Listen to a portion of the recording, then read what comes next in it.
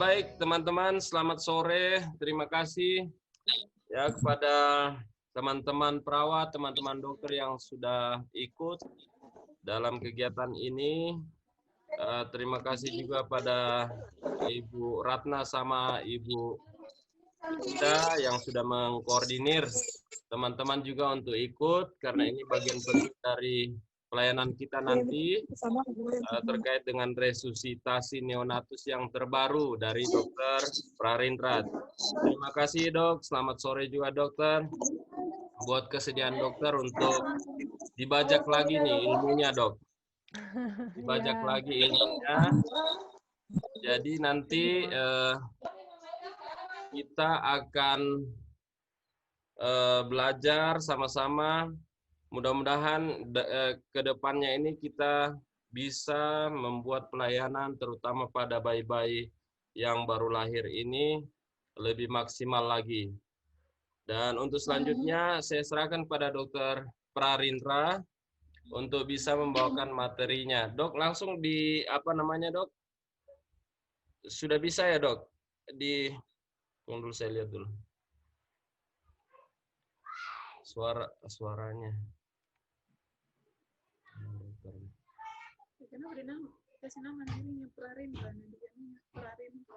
Ya. Sudah dok, sudah bisa. Mana dokternya? Ya. Oke, halo baik. dok. Ya. Oke dok. Sudah dok. Ya. Silakan dok. Oke. Selamat sore teman-teman semua. Sebelumnya saya minta maaf dari agak terlambat, agak mundur dari jadwal yang sudah dijanjikan sebelumnya, yang seharusnya jam 4 tapi molor jadi setengah 6 berhubung ada ada webinar, saya ada webinar, jadinya saya minta ke Dokter Ain dan puji Tuhan kita bisa ngumpul semua di sini sekarang. Nah, banyak nama-nama baru nih yang saya lihat, mungkin banyak yang belum tahu juga siapa sih ini yang ngomong. Nah, salam kenal buat teman-teman semuanya yang belum kenal, dan selamat bertemu kembali buat teman-teman yang sudah pernah bertemu dengan saya beberapa tahun yang lalu.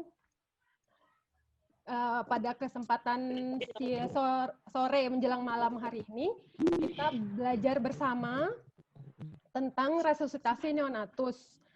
Ini update-nya ya. Jadi kalau yang sekarang kan yang terbaru itu 2017. Tapi dari 2017 itu juga sudah ada yang dirubah, tapi belum ada bakunya. Jadi ini yang saya akan memaparkan setahu saya. Nanti kita belajar bersama. Memang idealnya kalau kita belajar resusitasi itu ada alatnya, ada manekinnya. Jadi kita langsung bisa praktek sekalian. Itu idealnya seperti itu. Cuman karena kondisi yang tidak memungkinkan, jadi kita belajar dulu teorinya, prakteknya nanti mungkin beberapa hari lagi kita bisa praktek bareng-bareng, bersama di tempat di Rumah Sakit Elim. Oke, kita mulai ya. Oh ya, sebelumnya saya mau kita hilangkan dulu resusitasi yang dulu-dulu. Jadi ini kita mulai lagi resusitasi yang baru. Jadi dulu seperti ini, kok sekarang begini. Pokoknya semuanya kita mulai dengan kertas kosong. Dengan kertas kosong, kita mulai mengisi pikiran kita, walaupun nanti teori sama praktek memang jelas pasti ada banyak perbedaan, banyak kendalanya. Teorinya gampang, prakteknya jelas pasti lebih susah. Itulah sebabnya kalau resusitasi seperti ini idealnya memang praktek, tapi enggak apa-apa. Kita coba dulu ya teorinya dulu. Oke, pertama, periode awal bayi baru lahir itu bayi baru lahir pasti memerlukan adaptasi yang dari awalnya di dalam rahim dengan lingkungan yang sangat terjaga, sangat nyaman bagi bayi, sangat ideal lah di situ, tempatnya hangat, nutrisinya banyak, kemudian suplai darahnya juga banyak. Terus tiba-tiba anaknya lahir, otomatis pasti membutuhkan perubahan, adaptasi, perubahan diri, maksudnya adaptasi terhadap perubahan lingkungan yang baru dari yang awalnya dalam rahim keluar ke dunia nyata. Perubahan-perubahan apa aja itu? Ada banyak ya, ada perubahan kardiovaskular, jantungnya dari yang awalnya tergantung dari plasenta ibu, nanti dia akan punya sistem kardiovaskuler sendiri. Kemudian pulmo, paru-paru, pernafasan.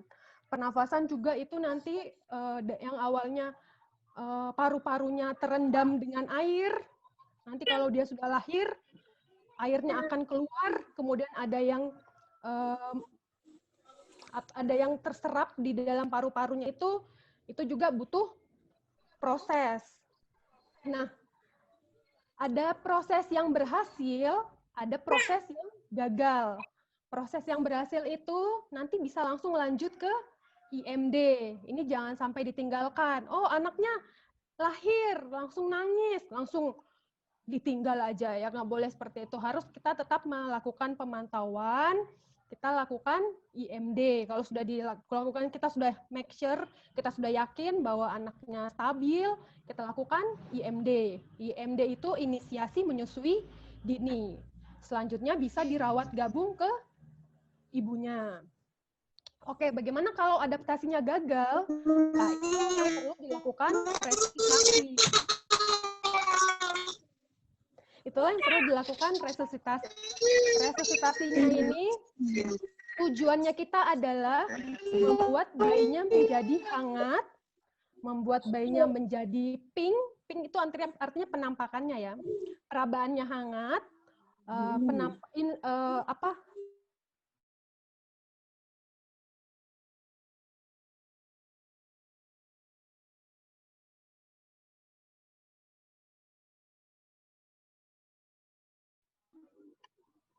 Nah, dan juga sweet itu artinya gula darahnya yang baik, terkontrol. Itu tujuan kita untuk melakukan resusitasi. Nah, kemudian kita lakukan resusitasi, bila sudah berhasil, kita langsung transport untuk dilakukan perawatan ruang NICU. Bila tidak ada NICU, mungkin ke Perina ya, kalau di rumah sakit kita, atau di SCN itu Special Care Nursery. Nah, sebenarnya untuk resusitasi bayi baru lahir itu tidak semua bayi perlu resusitasi. 100% bayi yang lahir perlu memang didampingi. Jadi semua bayi itu harus ada pendampingan oleh seorang atau tim ahli resusitasi. Jadi semua, mau bayinya SC atau bayinya partus spontan. Hanya 10% bayi baru lahir yang butuh intervensi untuk setingkat BAC atau mass ventilation, artinya yang butuh airway, bantuan airway, dapat bernapas saat lahir. Nah, dari 10% itu, hanya 1% bayi yang lahir butuh dilakukan sampai intubasi. Jadi sangat sedikit sebenarnya ya, yang butuh sampai intubasi, sampai obat-obatan. Nah, ini dia algoritma resusitasi neonatus 2017 dari IDAI. Kecil banget ya, nggak kelihatan. Nanti saya ada crop. Ini bagian secara keseluruhannya, ini harus dihafal mati kalau untuk para bidan, perawat, dokter umum yang mau melakukan pertolongan pada bayi baru lahir atau resusitasi.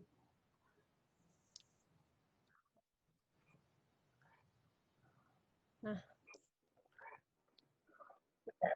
sebelum resusitasi, dulu ini enggak ada ini sebelum resusitasi seperti ini. Nah, kalau sekarang ini harus kita lakukan, kita anamnesis, seperti biasa, anamnesis ditanyakan apakah ada morbiditas dari ibu atau bayinya. Morbiditas, contohnya tuh seperti apa? Contohnya, apakah ibunya ada sakit diabetes mellitus misalnya, atau ada perdarahan selama hamil, ada apa namanya, bercak-bercak atau ngeflek. Nah, biasanya orang tanya ngeflek saat hamil. Itu perlu digali lebih lanjut lagi. Apakah sering?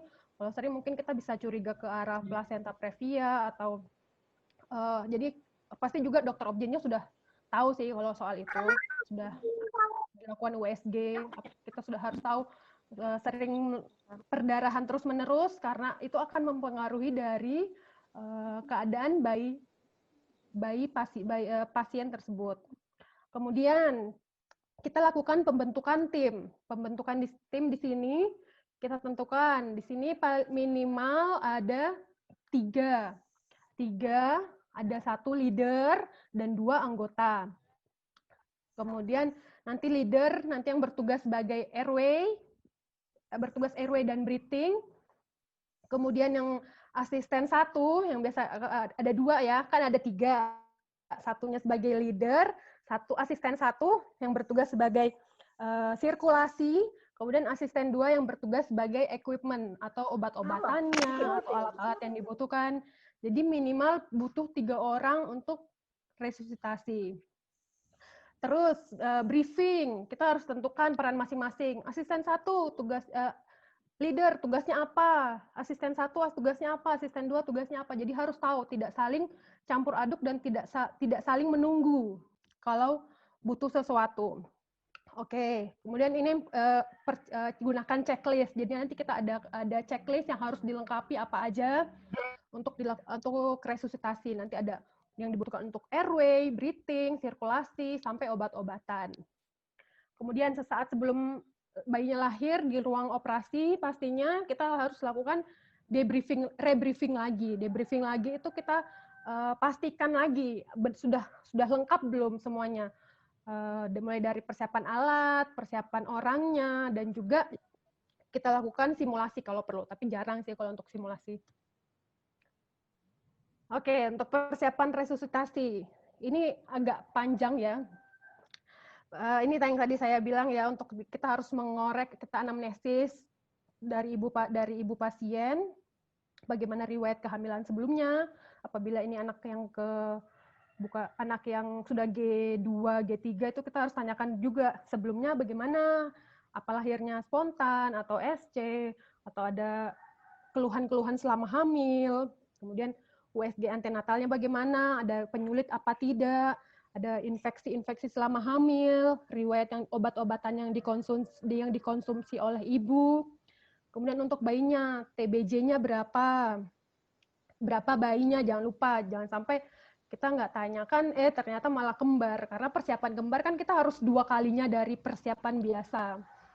Nah, kemudian ini termasuk dalam high risk baby atau tidak, artinya kita kan sudah bisa membayangkan, oh ibunya G2, P0A1, riwayat perdarahan antepartum berulang. Nah, ini kita udah mulai curiga nih, ini ada apa ini kok sudah sering perdarahan. Berarti kita harus sudah mulai dengan usia kehamilan bayinya, usia kehamilannya misalnya 32 minggu, TBJ berapa ya, TBJ 1.600. Nah, seperti itu. Itu udah harus kita tahu sebelum kalau bisa sebelum masuk ke ruang operasi atau sebelum dilakukan tindakan. Jadi kita sudah tahu nih, oh nanti ini pasti, bukan pasti sih, kemungkinan besar akan dilakukan resusitasi. Jadi sudah ada di pikiran, oh nanti kemungkinan besar bisa lah rawat gabung. Nah, jadi kita sudah punya pemikiran-pemikiran seperti itu. Atau dari bayinya ada ketubannya hijau kental. Itu kan bisa dideteksi sebelum persalinan ya, artinya dari USG bisa, atau dari keluhan ibunya ada rembes atau tidak, ketubannya rembes apa tidak. Kemudian dari DJJ-nya kita bisa tahu apakah ada fetal distress atau tidak, kayak ada kelainan kongenital atau tidak. Nah, tim resusitasi, nah ini tidak boleh sendirian. Ini kalau apalagi yang butuh, yang dengan penyulit-penyulit yang seperti tadi, dengan penyulit minimal harus ada 3 orang yang masuk untuk tim resusitasi. Kalau bayinya kemungkinan besar, oh bagus nih lahirnya tidak ada faktor resiko, bayinya cukup bulan, TBJ-nya lebih dari 3 kilo. Nah ini bisa aja kita masuk sendiri juga, bisa kita tangani sendiri, tidak apa-apa. Tapi kalau ada penyulit-penyulit yang seperti tadi, minimal kita butuh 3 orang. Nah, kalau untuk alat-alat resusitasinya, alat-alat resusitasi, semua kelahiran itu butuh ini saya mulai dari belakang sini ya, termoregulator, airway, breathing, sirkulasi. Termoregulator itu apa aja?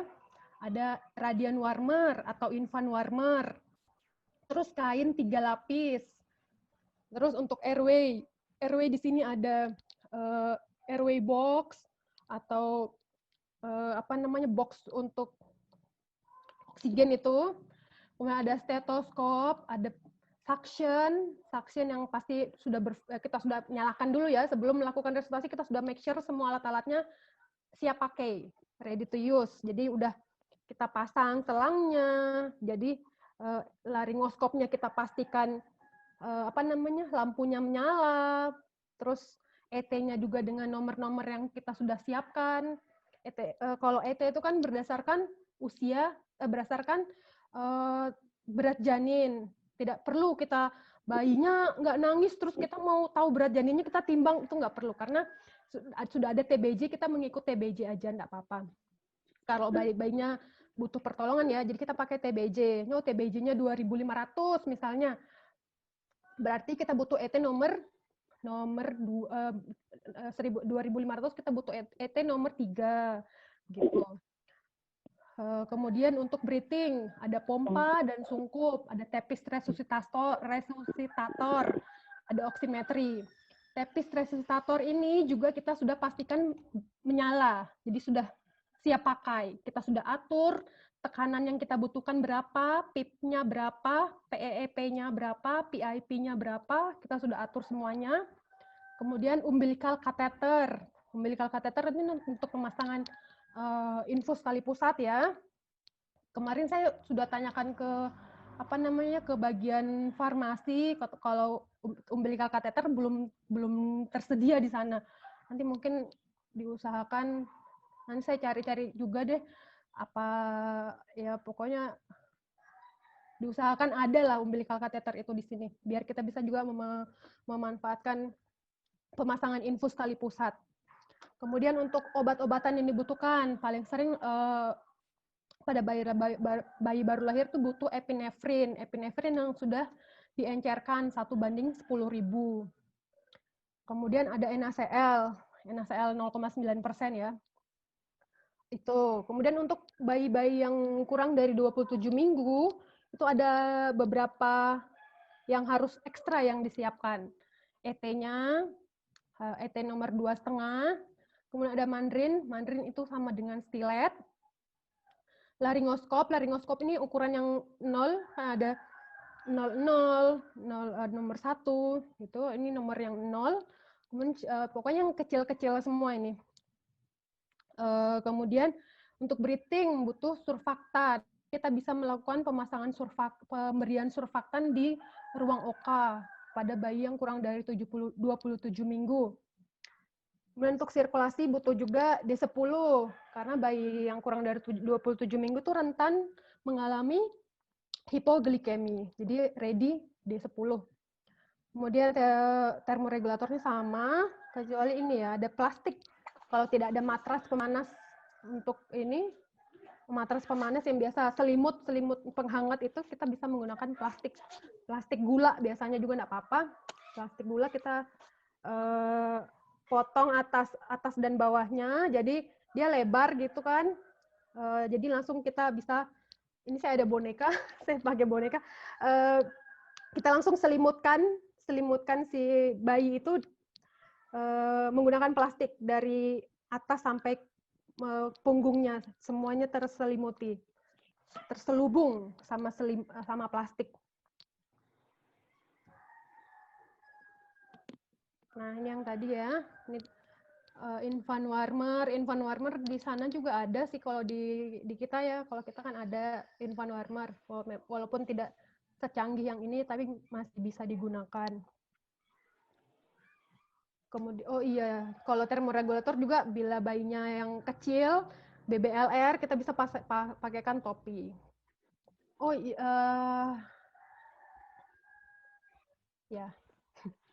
Untuk update yang kedua, termoregulator nih ya, tadi gunakan matras atau kain hangat, gunakan sumber gas yang hangat dan lembab, gunakan topi 2 lapis sampai telinga, jangan lupa, jangan cuman jidatnya aja yang ditutupi, tapi sampai masuk ke telinganya.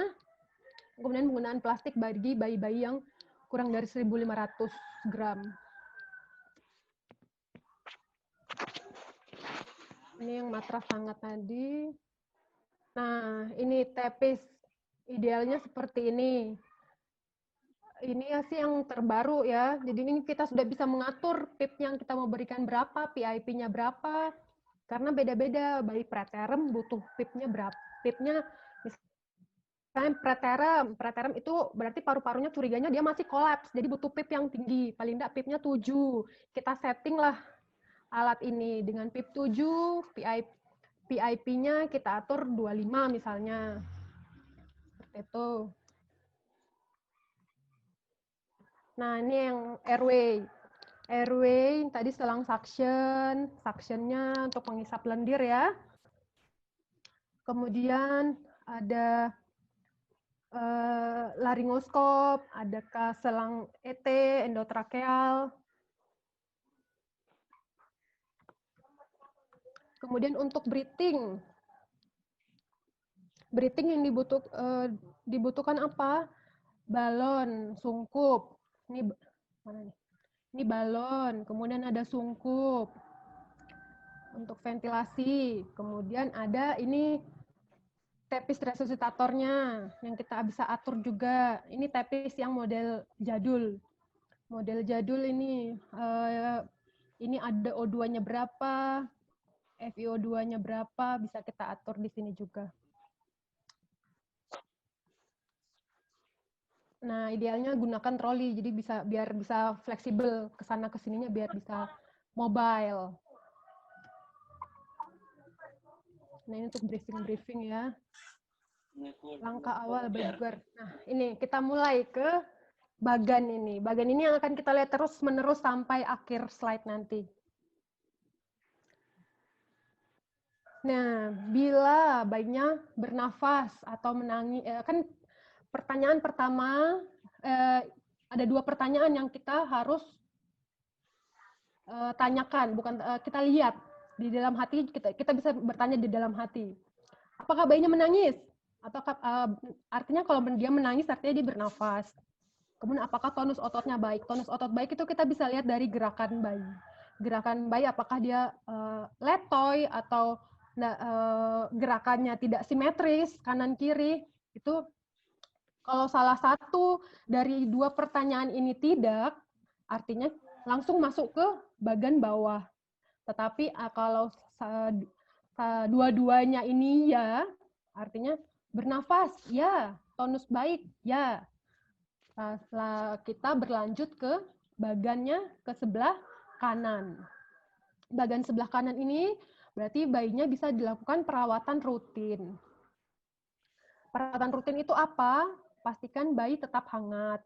Keringkan bayi, lanjut observasi berupa pernafasan, laju denyut jantung. Ini kita sudah bisa nilai pakai stetoskop ya, kan bayinya sudah lahir ceritanya. Kemudian tonusnya bagaimana. Oke, ini no problem artinya kalau dia ke kanan. Nah, kalau dia ke bawah bagaimana? Berarti kita langsung masuk ke langkah awal.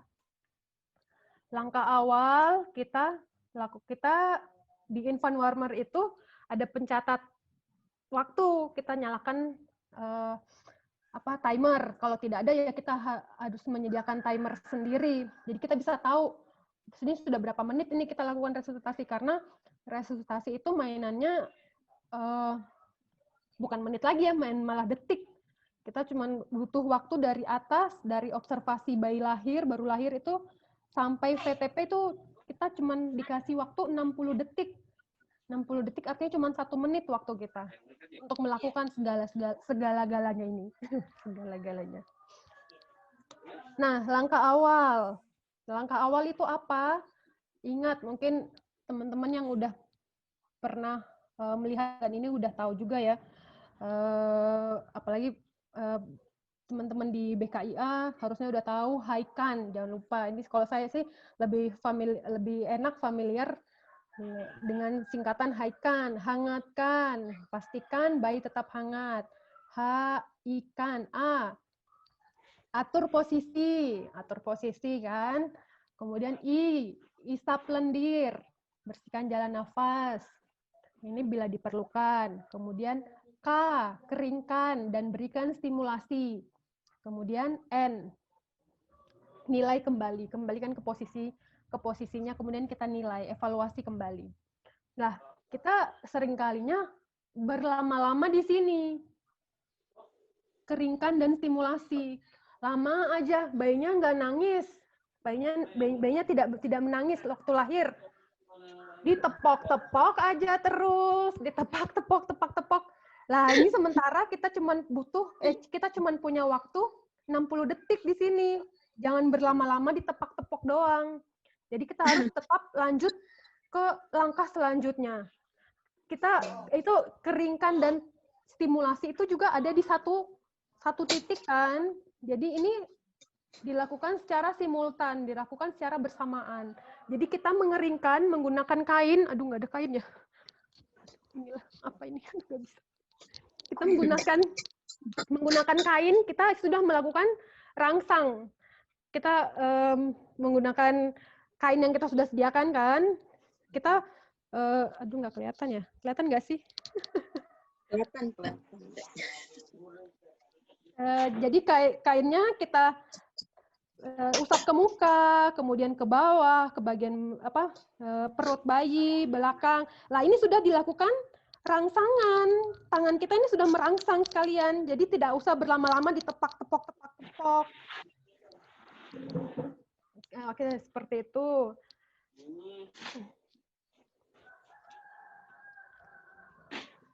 Dan jangan lupa kalau bayinya kurang dari 1.500 itu tidak perlu dilakukan keringkan karena langsung ditutup plastik. Bayi 1.500 itu malah masih kekurangan, masih membutuhkan lemak yang ada di tubuhnya. Jadi jangan dibersihkan, itu malah penghangat bayi. Jadi jangan kita bersihkan malah dia tambah kedinginan kan bayinya. Gitu. Nanti kalau ada yang mau bertanya langsung di kolom chat aja ya. Jadi biar nggak terlupakan. Oke, sudah langkah awal Haikan tadi sudah. Kita langsung observasi. Yang diobservasi apa? Laju jantung, sama usaha nafas. Laju jantung sama usaha nafas. Ada nafasnya enggak? Kita taunya bagaimana dadanya bergerak apa enggak. Kemudian kita harus pakai stetoskop ya, dengar jantungnya. Jantungnya paling enggak kita cuma punya 60 detik. Jadi kita hanya mendengarkan 6 detik aja udah cukup. Langsung dikalikan 10. Jadi biasanya kita dengar nih 6 detik. Kita langsung dapat berapa ya? 5, cuman 5, berarti 5 kali 10, 50. Artinya kita harus lanjut ke langkah selanjutnya. Kalau 50 itu kurang dari 60 butuh apa? Nah kan seperti itu. Kalau kita dengar 6 detik, dapatnya 10. Berarti 10 kali 10, 100. Artinya sudah bagus, jantungnya udah bagus, sudah berjalan dengan baik. Lanjut seperti apa? Oke. Setelah kita nilai, ada 2 lagi penilaian.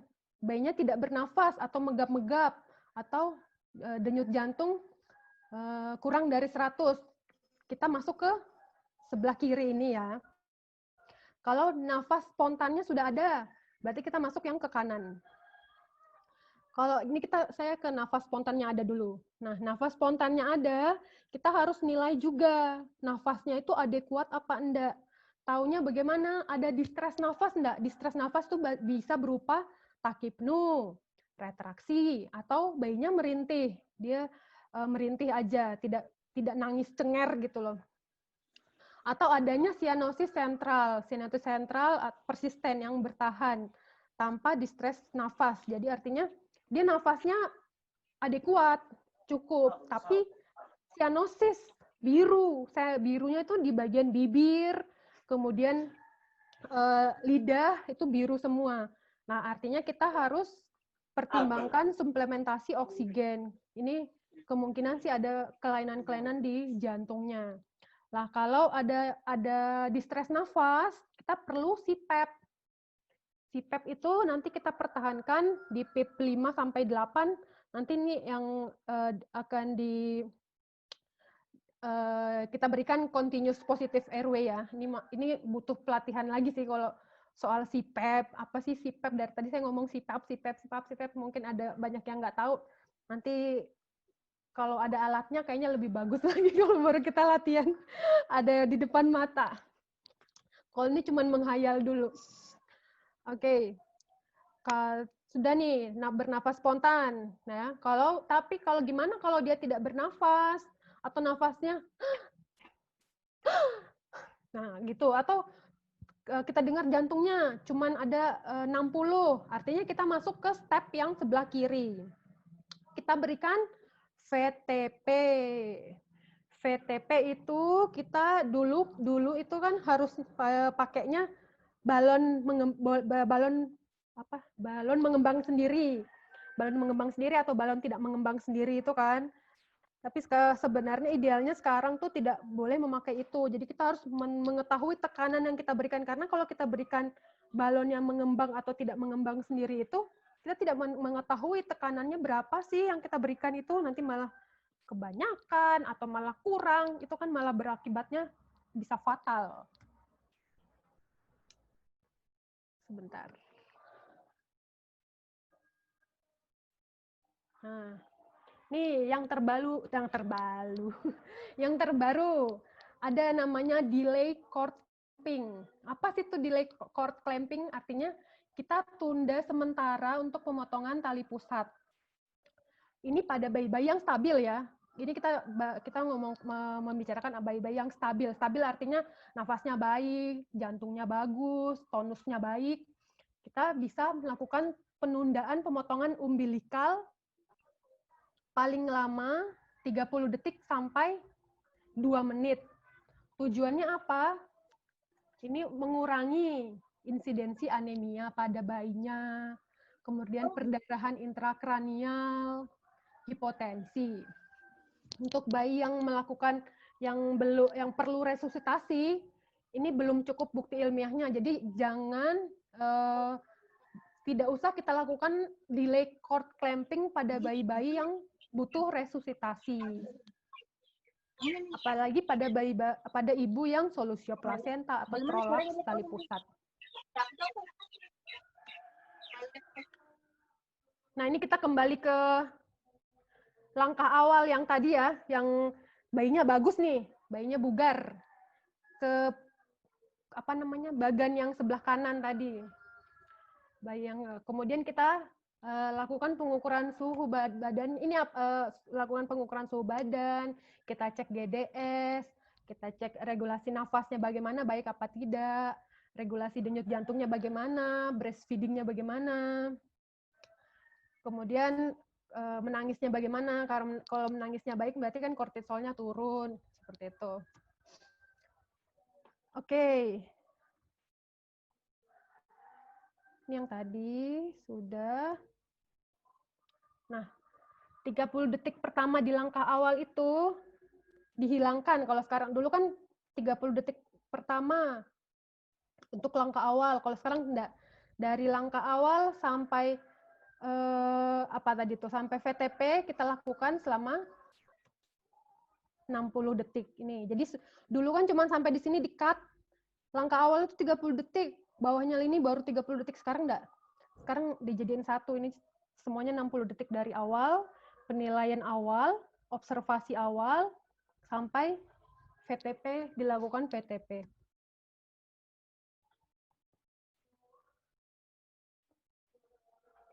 Tujuannya dalam 1 menit pertama, langkah awal, evaluasi sampai bayi mendapatkan bantuan nafas harus sudah diberikan secara efektif. Lakukan manuver resusitasi yang dibutuhkan, bahkan bila perlu intubasi. Ini bila perlu lakukan intubasi. Nah ini ya, bayinya diletakkan di atas infant warmer. Nah ini dilakukan penghisapan, bisa menggunakan apa ini, balon penghisap, atau kalau tidak lebih baik pakai suction. Kalau suction tekanannya tuh lebih kuat, tekanannya lebih kuat, jadi lebih banyak yang bisa tersedot. Tapi itu pun bila diperlukan, tidak semua bayi perlu dilakukan suction. Dilakukan mulai dari mulut dulu, baru ke hidung. Nah ini keringkan. Nah ini kan jadi satu kan, keringkan sama merangsang. Kita lakukan keringkan pakai, jadi tadi kan saya bilang ada butuh 3 kain. 3 kain itu yang diletakkan di bawah infant warmer satu yang sebagai tataan apa ya, alas, sebagai alas untuk alas bayinya. Kemudian satu kita siap untuk pengganti. Kemudian satu kita yang megang, kita memegang satu kain. Nanti misalnya bayinya lahir, kita langsung terima dengan kain yang kita pegang tadi. Kita pegang tadi, kemudian kita letakkan, kita lap pakai kain yang tadi, kemudian diganti kainnya. Kainnya kan ini ceritanya basah, jadi langsung diganti dengan kain yang baru. Kain yang baru itu kita lap, bersihkan, keringkan. Kok dilap? Dikeringkan menggunakan kain yang baru. Nah ini ya, rangsangan seperti ini sudah tidak dilakukan karena sudah secara simultan tadi. Jadi cuman tepok-tepok. Jadi tidak perlu semua rangsangan ditepoki, semua anggota tubuh bayinya ditepokin tuh nggak usah. Jadi kalau sudah punggungnya ya udah, kalau kakinya ya udah, salah satu aja. Jadi nggak harus semuanya. Karena kita cuma punya waktu 60 detik tadi. Nah, ini juga posisi bayinya. Posisi bayinya juga harus benar, diletakkan di atas infant warmer. Diletak bagaimana? Yang satu garis lurus seperti ini. Garis lurus ya. Dari kalau ini kan dia ketekuk. Tertekuk ini artinya dia ada hiperfleksi. Kemudian kalau ini terlalu menengadah, dia terlalu hiperekstensi. Bagaimana kita bisa memposisikan bayi seperti ini? Kita letakkan kain pengganjal. Ada kain pengganjal, kita letakkan di bawah, bukan bawah kepala. Kalau di bawah kepala nanti dia jadinya seperti ini, nekuk seperti ini. Kalau kita letakkan di apa namanya? Di bahunya terlalu tinggi, nanti akan seperti ini. Jadi kita harus seimbangkan, kita taruh di bahu, kita lihat anak bayinya posisinya harus lurus nafasnya, rongga dada sama leher lurus.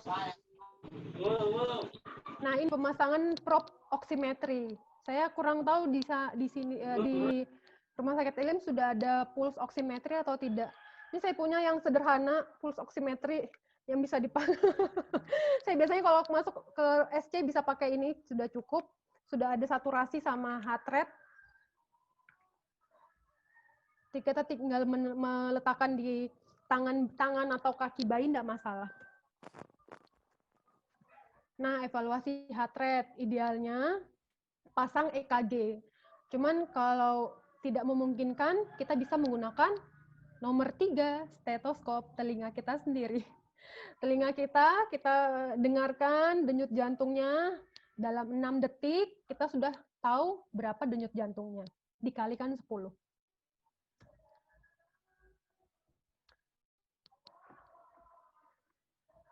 Asisten alat memasang prop suhu. Oh ya, ini kalau infant warmer-nya yang baik ya. Yang infant warmer yang bagus itu sudah ada prop suhu, jadi sudah ada pengatur suhunya. Diletakkan di perut kanan bayi, ditempelkan di sini prop suhunya, kemudian nanti ini akan menyeting sendiri suhu yang diberikan dari mesin berapa. Ini kalau ada, kalau enggak ada ya kita atur secara manual aja. Nah, ini yang berat lahirnya rendah ya, kurang dari 1.500, itu dibungkus di plastik transparan atau plastik gula. Plastik gula bisa tetap selain kita sudah bungkus, tetap kita letakkan di radiant warmer. Di infant warmer. Dipasang topi, kemudian ditutup plastik, itu wajib dilakukan. Nah, untuk mekonium, ini kita masih di airway semua ya, ini ya, mekonium. Mekonium, bayi dengan aspirasi mekonium dulu kala masih menggunakan cara seperti ini. Jadi kita intubasi, terus kita lakukan penyedotan. Tapi kalau sekarang sudah tidak disarankan lagi.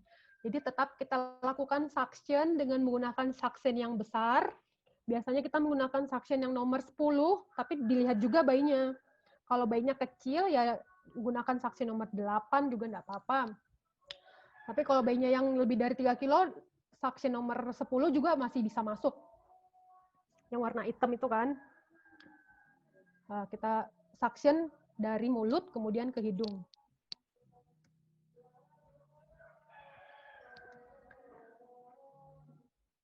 Nah, ini mulut kemudian ke hidung ya.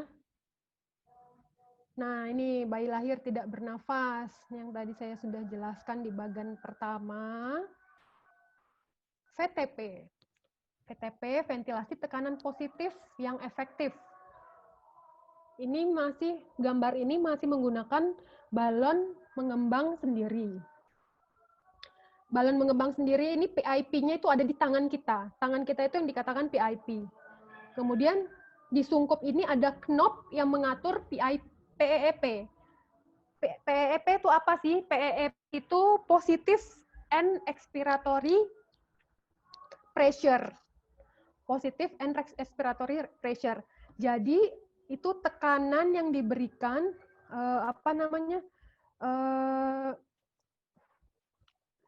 biasanya kalau bayi-bayi seperti ini kan paru-parunya tidak mengembang. Artinya alveolar paru biasanya dia masih tetap seperti ini. Harusnya dia membuka, blup. Nah, bagaimana kita membuka si saluran-saluran paru ini? Kita harus berikan tekanan. Nah, tekanan itu yang disebut dengan positive and expiratory pressure untuk membuka blupnya ini. Blup gitu. Nah, itu PIP-nya kita atur ada PIP 5, 6, 7 sampai 8 maksimal. Kemudian PIP. PIP itu yang dari tangan kita. Ini nanti kita belajar lebih banyak lagi PEP dan PIP mungkin saat kalau barangnya aja yang sudah ada. Nah, sumber gas. Nih, sumber gas ini ada blender ya, oksigen blender. Jadi untuk bukan blender untuk bikin jus, tapi ini oksigen blender yang memberikan berapa sih FiO2 yang kita berikan? 21%, 30%. Nah, yang perlu kita ketahui, oksigen udara bebas ini yang namanya 21% kalau oksigen udara bebas ya. Prematur kurang dari 35 minggu, itu FiO2-nya 21-30%. Kalau lebih dari 30 minggu, artinya sudah lag preterm atau sampai dengan bayi normal itu 21%. Nah, ini harus latihan cara memegangnya. Cara memegangnya tetap menggunakan isi klem. Jadi ya nanti kita harus latihan sih kalau yang ini ya. Harus benar-benar rapat antara sungkup dengan mulut dan hidung bayi. Jadi yang namanya sungkup wajah itu menutupi hidung dan mulut bayi seperti ini.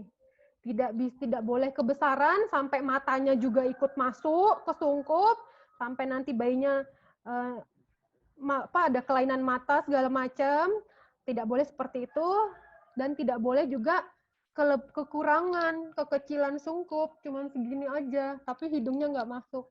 Jadi idealnya mulut dan hidung masuk semua ke dalam sungkup.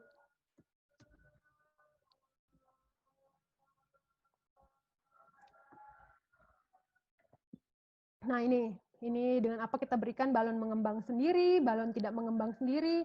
Ini mungkin teman-teman yang di IGD udah familiar ya dengan alat-alat ini ya. Cuman mungkin ukurannya aja, kan kalau neonatus ya pasti yang lebih kecil-kecil. Nah ini yang idealnya yang kita punya tepis, harusnya kita punya tepis resusitator.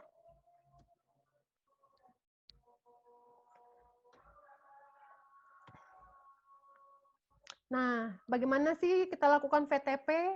Kita sudah atur PEP, kita atur PIP-nya, kita lakukan tekan lepas-lepas. Tekan lepas-lepas atau pompa lepas-lepas. Ini tangan satu memegang sungkup, tangan satunya memegang pompa. Pompa lepas-lepas, pompa lepas-lepas. Beda ya iramanya sama kalau pompa pasien anak atau pasien dewasa. Kalau ini pompa lepas-lepas, pompa lepas-lepas. Jadi tidak boleh terlalu cepat.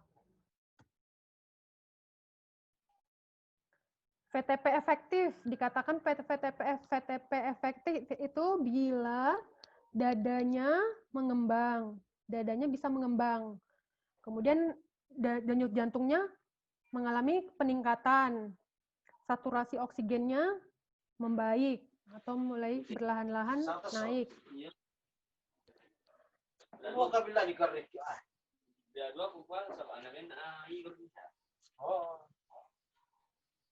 Nah, ini.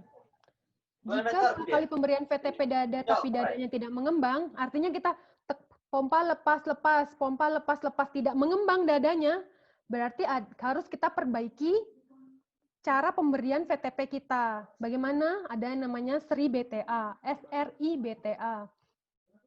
Sungkupnya dilekatkan, S, sungkupnya dilengkapkan, R, reposisi bayinya. Reposisi bayinya agar posisinya menghidu. Posisi menghidu itu yang tadi yang lurus antara rongga toraks sama nafas, jalan nafas. Kemudian I, isap lendir. B, buka mulut. T, tekanan dinaikkan. A, alternatif jalan nafas atau perlu dilakukan intubasi. Nah, ini langkah koreksi yang tadi ya, sama yang tadi. Ini Inggrisnya. MR SOPA kalau Inggrisnya, kalau Indonesianya SRI-BTA. SRI-BTA. Sama aja sebenarnya. Lekatkan sungkup. Kemudian reposisi, isap lendir, buka mulut, tekanan dinaikkan, kemudian alternatif jalan nafas. Nah, ini update yang ke-12. Ini itu dia bagaimana sebelum kita lakukan pijat jantung, kita harus melakukan intubasi. Jadi tidak ada yang namanya pijat jantung atau RKP, kompresi dada, kalau pada bayi ya, kompresi dada sebelum dilakukan intubasi. Jadi semua bayi yang mau kita lakukan kompresi dada harus didahului dengan intubasi.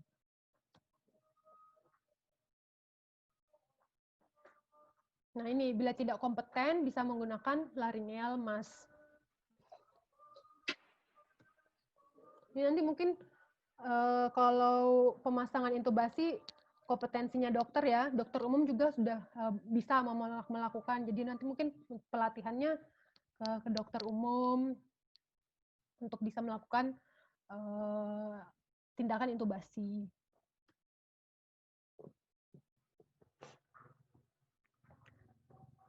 Nah, bila bayinya merintih itu kan artinya dia ada nafas, tapi tidak adekuat, tidak cukup, tidak kuat nafasnya. Nah, ini kita lanjutkan dengan pemberian CPAP.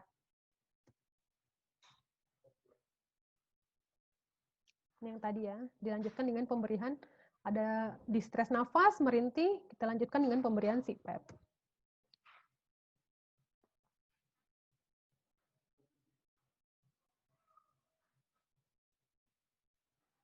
Ini alat yang dapat memberikan CPAP adalah TEPIS resusitator, ada Jackson Wrist. Jackson Wrist itu balon tidak mengembang sendiri.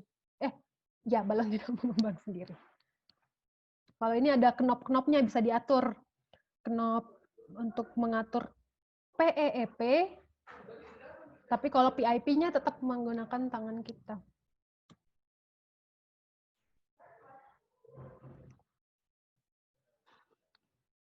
Bagaimana memberikan ventilasi dengan CPAP? Nah, sebelum memulai menggunakan TEPIS resusitator, atur PIP-nya, atur PIP-nya, kemudian kapten bertanggung jawab atas airway dan breathing, melekatkan sungkupnya, kemudian dipasang pulse oximetry, kemudian diberikan oksigen yang diperlukan pada bayi cukup bulan dan juga bayi yang prematur. Kemudian dipertahankan sesuai dengan target. Jadi tidak harus 100% kita capai 100%. Jadi berdasarkan menit-menitnya nanti ada. Nah, kalau sudah ada nafas spontan, tapi merintih atau masih ada distress nafas, kita akan melakukan pemasangan CPAP. CPAP-nya bisa menggunakan single nasal prong. Single nasal prong itu lewat hidung bayi. Jadi menggunakan ETT, ETT-nya nanti dimasukkan ke hidung bayinya, kemudian kita fiksasi, kemudian ETT-nya itu disambungkan ke CPAP.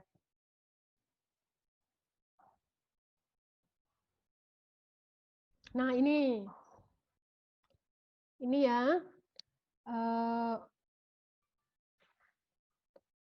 target saturasi yang diperlukan untuk bayi-bayi yang baru lahir pada 1 menit pertama 60-70. Jadi jangan harap baru lahir kita langsung mau mengharapkan oksigennya 100. Oh, tidak mungkin. Mau bayinya bugar, pasti tidak langsung 100%. Dia akan naik secara bertahap. Jadi paling enggak ini kita hafal di luar kepala ya. Jadi 1 menit itu oksigennya berapa, 2 menit berapa, 3 menit berapa, 10 menit mencapai 85 sampai 90. Nah, 10 menit aja ini dia 85 sampai 90. Maksimal itu saturasi pada bayi baru lahir tuh 92. Kalau 100% malah itu akan beresiko. Beresikonya apa? Beresikonya bisa adanya necrotizing enterocolitis atau BPD, bronchopulmoner dysplasia, atau ada retinopati. Ini kalau oksigen 100% itu terlalu toksik ya buat bayi-bayi ya, bayi-bayi baru lahir. Nah, ini tadi blender. Nah, ini untuk penghitungan untuk mengatur CPAP. Untuk mengatur CPAP yang diperlukan. Ini nanti kita belajarnya kalau alatnya yang ada. Atau kalau saat kita bisa ketemu langsung praktek. Nah, kalau tadi sudah kita lakukan VTP, selama VTP itu dilakukan selama 30 detik. Kalau 30 detik nanti bayinya tetap heart rate-nya tetap kurang dari 100 dan pengembangan dadanya tidak adekuat. Kalau dia ya, berarti kita harus pertimbangkan untuk dilakukan intubasi. Seperti itu. Nah, kalau dia sudah heart rate-nya sudah kita lakukan VTP, intubasi, tapi tetap kurang dari 60, berarti heart rate kurang dari 60 kita harus lakukan kompresi dada. Kompresi dada itu bagaimana? Nah, ini indikasinya ya. Heart rate kurang dari 60 walaupun VTP telah diberikan secara adekuat. Nah, ini pertanyaannya sering timbul begini. Dok, bagaimana kalau pasiennya baru lahir terus heart rate-nya sudah 50? Apa bisa langsung kompresi dada? Oh, tidak bisa, tetap harus dilakukan dari awal. Walaupun heart rate-nya 60. Walaupun heart rate-nya kurang dari 60, kayak 50, 40, tetap kita lakukan langkah awal tetap. Jadi step by step itu tetap harus dikerjakan. Tidak bisa lompat dari bagian yang awal tadi. Karena sebelum kita lakukan kompresi dada, sudah harus dilakukan pemasangan intubasi, pemasangan ET. Dan jangan lupa kalau dilakukan intubasi dengan RKP, dengan RJP, itu oksigennya dinaikkan 100%. Ini mau tidak mau ya, kita harus memberikan 100%. Tapi tidak akan mencederai seperti NEC atau retinopati, tidak akan mengenai mata, karena kan langsung oksigennya sudah masuk ke lewat ET, jadi langsung ke paru-paru. Nah, kompresinya pada bayi ini harus ada, tidak bisa kita mengerjakan sendiri, pasti membutuhkan pertolongan dari yang lain, jadi tidak bisa bekerja sendiri karena mau kompresi VTP kan tidak mungkin. Jadi ada yang bertugas kompresi, ada yang bertugas sebagai breathing atau VTP. Jadi gimana caranya kompresi? Kompresi itu di bawah, di sternum, kita bisa menggunakan dua jari ini, atau bisa menggunakan, maksudnya dua jari itu telunjuk sama jari tengah ya. Atau menggunakan jempol kiri dan kanan. Kalau saya lebih suka menggunakan jempol kanan kiri, karena bisa kita langsung megang bayinya. Jadi seperti ini. Tangan kita yang 4 jari yang lain masuk ke bawah bayi, sama yang kanan yang kiri juga masuk ke bawah bayi. Jadi begini ya posisinya ya. Kemudian jempol, ini saya pakai boneka, nggak ada yang lain, cuma ada boneka beruang. Jempolnya yang kompresi dada. Seperti ini.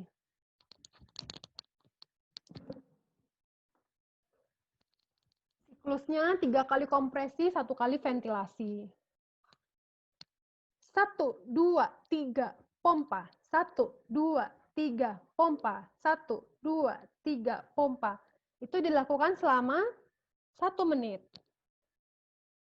Atau paling tidak 120 kegiatan per menit. Jadi 1, 2, 3, pompa itu 1. 1, 2, 3, pompa itu 2. Itu maksudnya ya. Nah, sudah kita lakukan VTP, kita sudah kompresi, tapi tetap juga dia masih 60 terus nih jantungnya. Apa yang kita harus lakukan? Kita tambahkan adrenalin. Kita tetap lanjutkan VTP kompresi, tapi kita tambahkan dengan adrenalin. Kita sebelum melakukan pemberian adrenalin, kalau ini kan proses ya, kalau pemasangan kateter vena umbilikal butuh proses lagi, jadi lebih cepat menggunakan ET. Jadi tadi kan bayinya sudah terintubasi, jadi kita masukkan adrenalinnya via ET. Ini pemasangan infus umbilikal.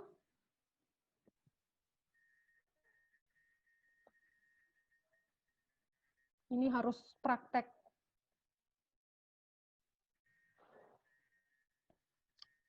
Nah, ini epinefrin yang tadi saya bilang, bisa menggunakan ET sebelum akses venanya, akses umbilikal kateternya belum terpasang, kita bisa menggunakan adrenalin 1/10.000 dengan dosis 0,5 sampai 1 mili per kilo.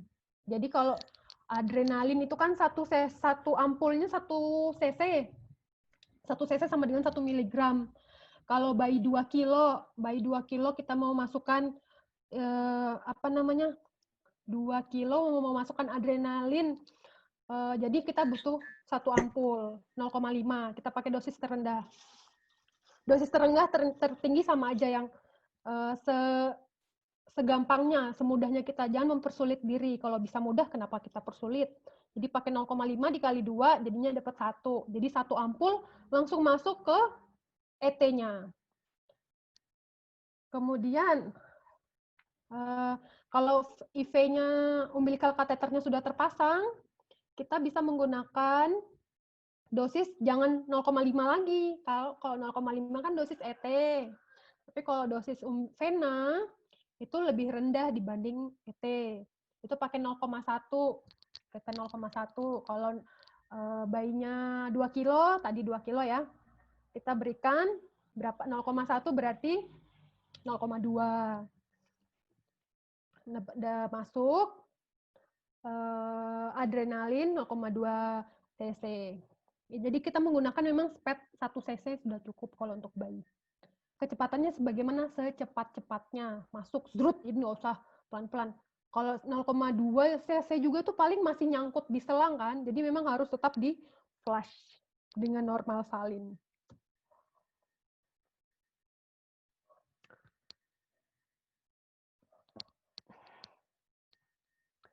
Nah ini bila VTP, kita sudah lakukan VTP dari awal sampai terakhir sampai obat-obatan, berarti kita harus mempertimbangkan kalau bayi yang sudah memakai adrenalin, kita harus mempertimbangkan untuk pemasangan sonde. OGT. Jadi dari nasal, dari hidung, masuk ke lambung. Nah ini kalau pada resusitasi, pada kondisi-kondisi khusus, ini mungkin di lain kesempatan saja kita lanjutkan ya, karena ini memang agak ya semoga sih nggak ada kalau di sini. Tapi kalaupun ada juga kita tetap harus tahu, karena menjaga segala kemungkinan tetap kita harus waspada. Kalau hernia diafragma itu bagaimana, apa yang harus dilakukan. Jadi tidak boleh dilakukan CPAP, jadi langsung intubasi. Kalau atresia coana itu pastikan mulutnya terbuka. Terus dimasukkan pakai gudel atau pakai empeng yang dipotong. Jadi seperti pada gambar ini ya, pakai gudel.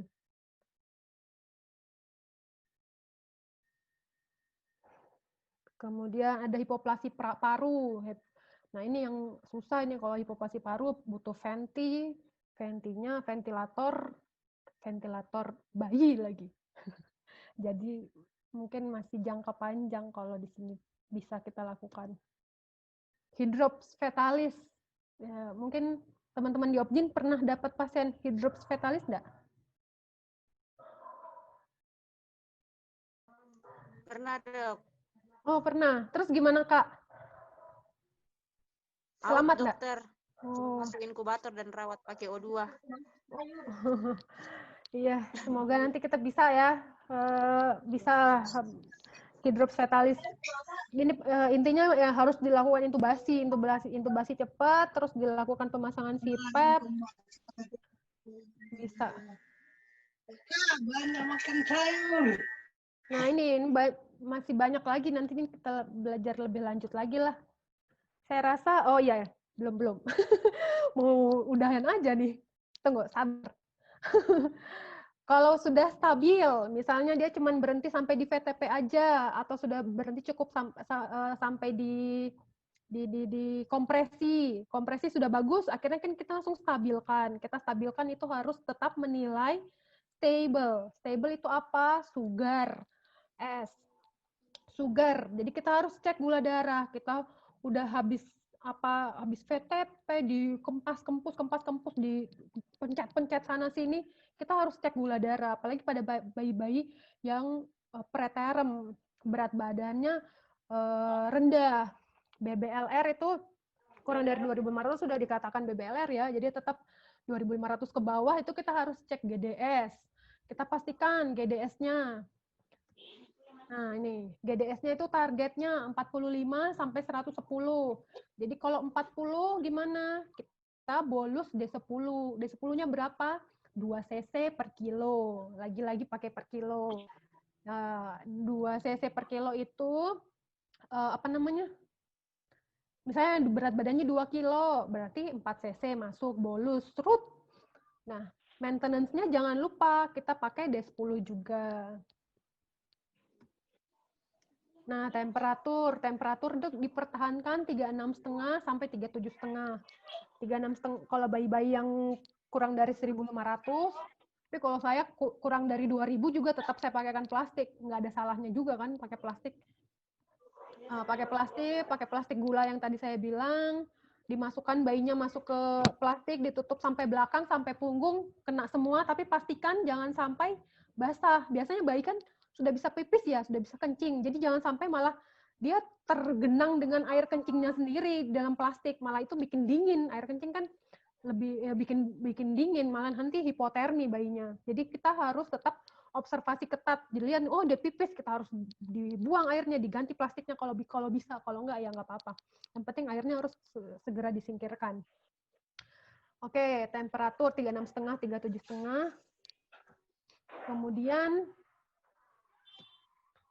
airway-nya ini kita pastikan untuk fiksasi semua yang kita pasang, alat-alat yang kita pasang, entah itu intubasi atau cuman nasal prong, jadi harus pastikan fiksasinya sudah benar, nafasnya aman, baru bisa ditransport. Blood pressure kita mungkin agak susah mau pakai tensi ya, jadi kita pakai CRT aja. CRT kita pencet bagian telapak kaki, kurang dari 2 detik, artinya baik, lebih dari 2 detik, artinya dia butuh sesuatu apa? Kemungkinan bayinya nih shock. Kita sudah macam-macam melakukan manuver-manuver sebelumnya, jadi mungkin bayinya bisa aja kekurangan cairan, jadi kita berikan fluid challenge. Fluid challenge-nya dengan menggunakan NaCl 0,9%, 10 cc per kilo. Atau bila perlu dilakukan pemberian inotropik. Inotropik bisa pada bayi kita berikan dopamin. Nah, stable, B blood pressure, L itu laboratorium. Ini kita lakukan pengambilan darah. Pengambilan darah ini bisa sekalian kita umbilical catheter, sekalian cek darah. Jadi semua pasien-pasien yang kita pasang infus tali pusat, kita harus langsung mengambil darahnya untuk data awal kita. Dilakukan pengecekan, paling tidak darah rutin, GDS, itu yang penting. Dengan elektrolit, tapi kita lihat juga sikonnya. Jadi jangan mubasir lah, yang tidak pemeriksaan yang tidak perlu kita periksa-periksa aja semuanya, ya nggak usah begitu juga. Yang penting aja, paling tidak ada darah rutin sama GDS. Nah ini kalau yang analisis gas darah yang masih kita mau usahakan ya, sebaiknya ada. Kemudian emotional support keluarga. Emotional support keluarga kita harus menjelaskan, sudah kita lakukan stabilisasi ke bayinya, kita edukasi ke keluarganya juga, jangan lupa. Transport, menggunakan inkubator transport, jangan sampai hanya menggendong terus lari-lari sana sini. Saya harap sudah tidak begitu ya. Kayaknya dulu masih begitu, semoga sekarang enggak. Oke, sekian. Saya harap jelas. Kalau tidak jelas nanti kita belajar lagi, karena kalau resusitasi itu tidak bisa kita belajar cuma 1 kali aja. Pasti butuh berkali-kali. Kalau perlu prakteknya juga. Karena nggak bisa kalau cuma dengerin doang, apalagi kalau cuma dengerin toh sambil sambil makan. Artinya kalau yang penting nulis. Kalau cuma didengar juga, ya paling udah bagus lah 30% yang masuk. Harus praktek. Iya bener, harus praktek ini. Oke. Ya. Oke, baik Dok. Terima kasih Dok. Selanjutnya nanti kita akan diskusi. Ada pertanyaan dari Ibu Serlis melalui message ini. Ya. Bertanya tentang yang ditepok-tepok itu Dok. Jadi kalau misalnya rangsangan pada bayi yang ditepuk-tepuk itu, apa resikonya bagi bayi? Kalau misalnya ditepuk-tepuk Dok.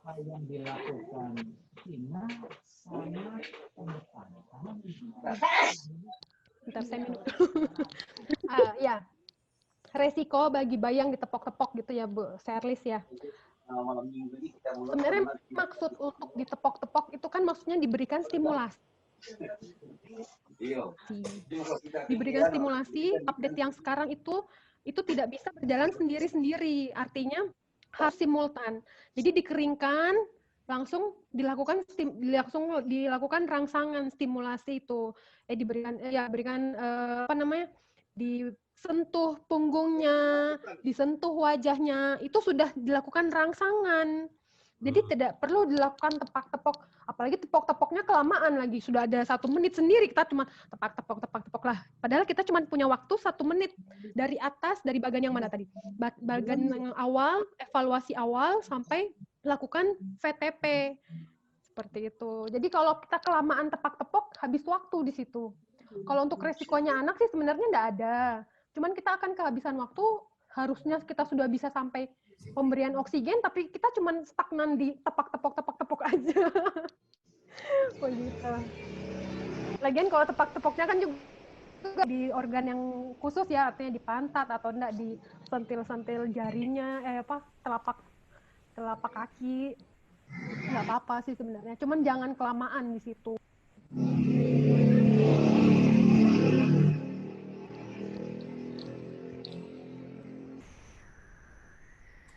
Masih ada teman-teman yang lain mau bertanya secara langsung, silakan. Karena di message sini saya belum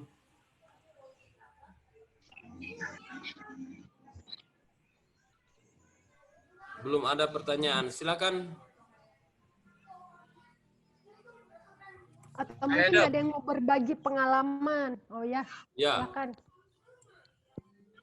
Pada saat lakukan saksi, Putus-putus, Kak. Ya. pada saat lakukan saksen, kan kalau orang dewasa kurang dari 15 detik. Kalau bayi itu apakah sama waktunya dengan orang dewasa, dokter? Kalau bisa lebih cepat dari itu, harus lebih cepat dari itu. Jadi yang penting kalau bayi itu sudah langsung, kan dari yang awalnya kalau vaksin harus dari mulut dulu, baru ke hidung.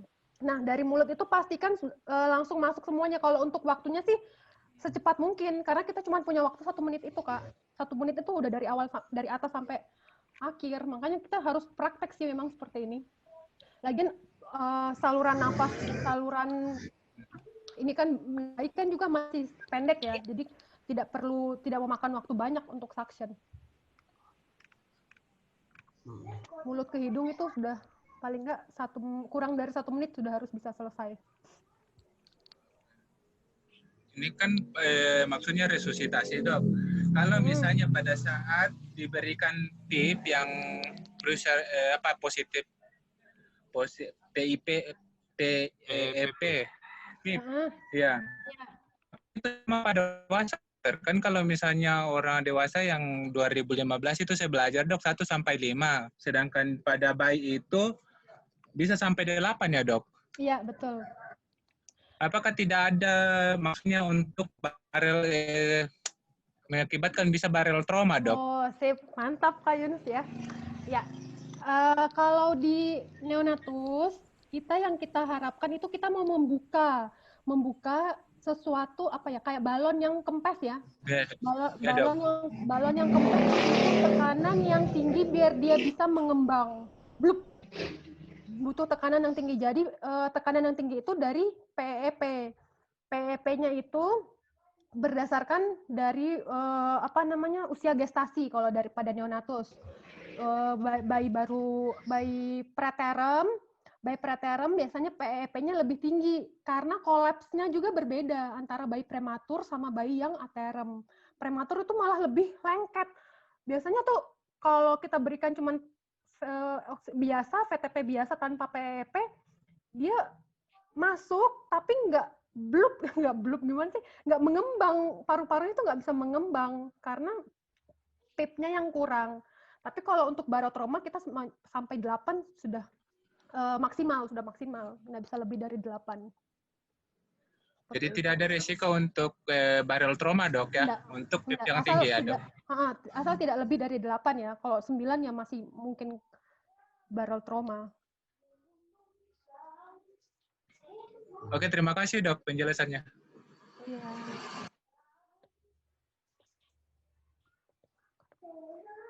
Ya, ada lagi teman-teman yang mau bertanya. Bidan, teman-teman bidan bagaimana?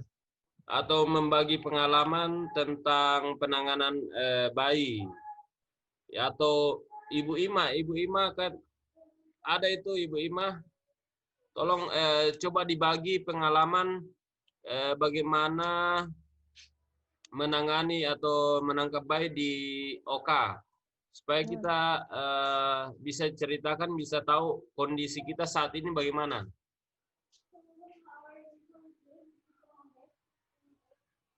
Ada Ibu Ima?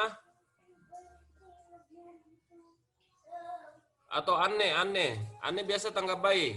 Nisa? Biasa, Apa yang biasa tangkap bayi? semua bidan biasa, Dok. Ya, Tangkap bayi, coba Dok. ceritakan Kalau di sana bagaimana ada yang pasien, kejadian atau apa yang kita alami sekarang.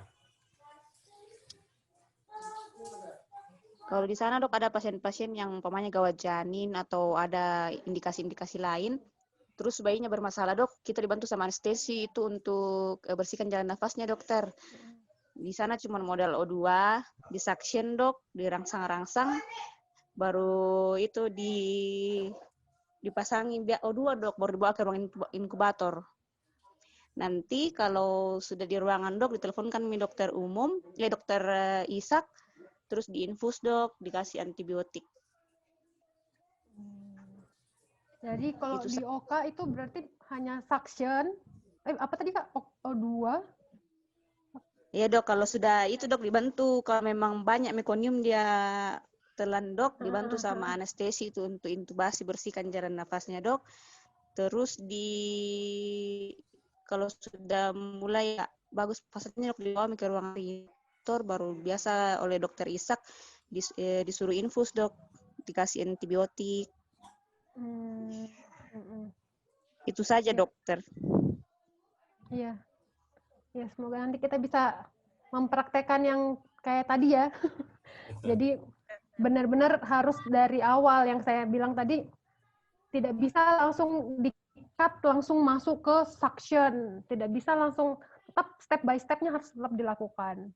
Tapi secara simultan langsung dilakukan. Jadi memang itu ya karena kebiasaan juga. Kalau udah biasa nanti kan akan lancar. Gitu. Mungkin awal-awalnya masih bingung, aduh ini gimana. Nanti ditempel besar-besar deh di ruang OK bagannya. Iya, Dok, bisa diperbesar tuh, Dok. Iya.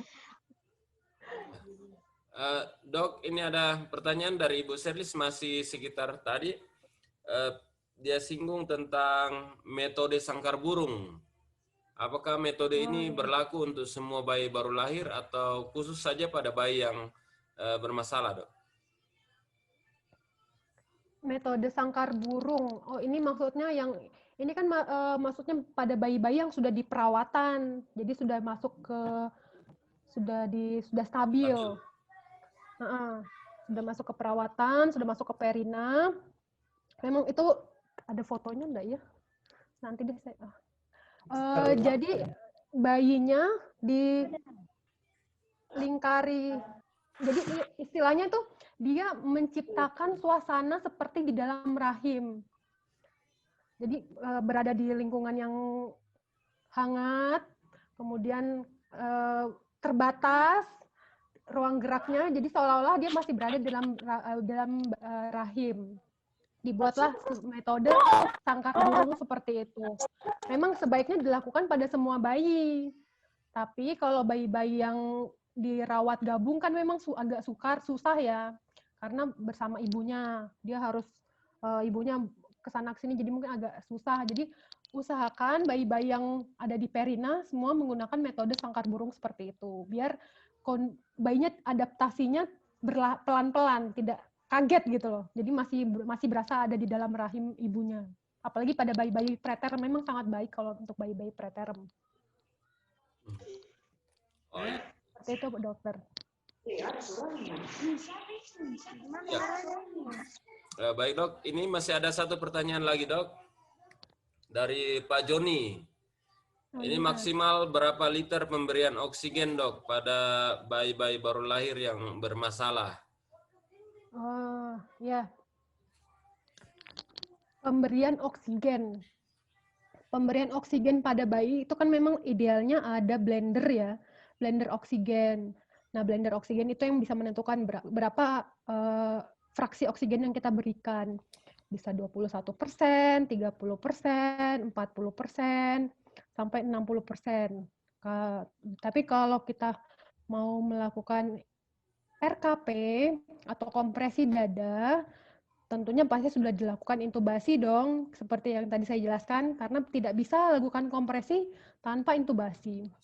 Nah, itu harus menggunakan oksigen 100%. 100%. Nah, kalau bayi-bayi yang baru lahir artinya ada retraksi atau ada distress nafas. Kalau bayinya preterm itu kita bisa memberikan 30% oksigen. 30% oksigen. Kemudian kalau dia bayinya aterem bisa kita berikan 21%. Lah, bingung kan? Kok persen-persen sih dok dari tadi? Padahal kan liter. Nah, kalau bayi itu, sebentar, saya share screen lagi ya. Yang tadi.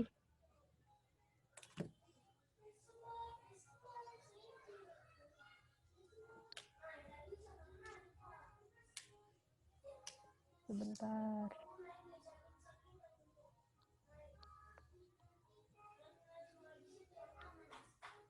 Aduh, lemot nih.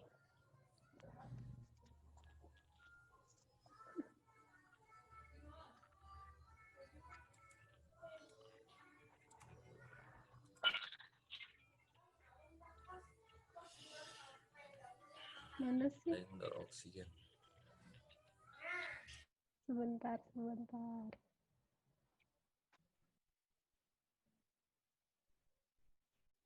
Duh. Lemot laptopku.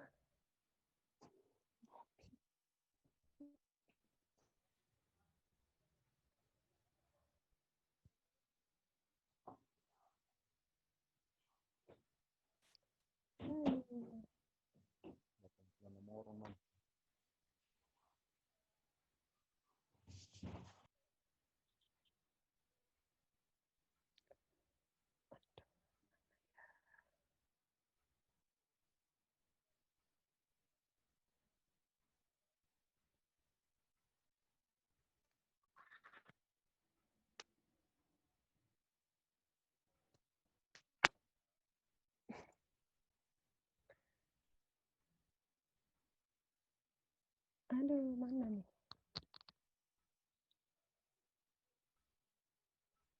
Nah.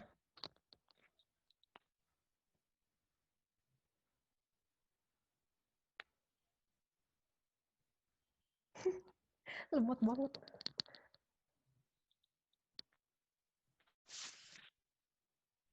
Nah, sudah kelihatan belum ya?